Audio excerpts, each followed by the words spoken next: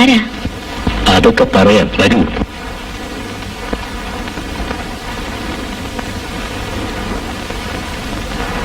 പത്മനാഭ, എന്തോ?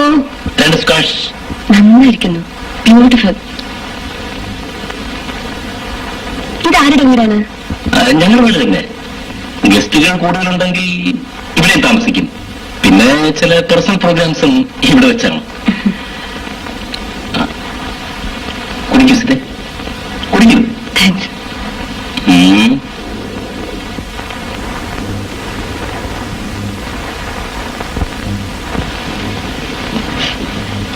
എന്താ സ്ക്വാഷ് ആണോ? വല്ലാത്ത ചവർപ്പ്.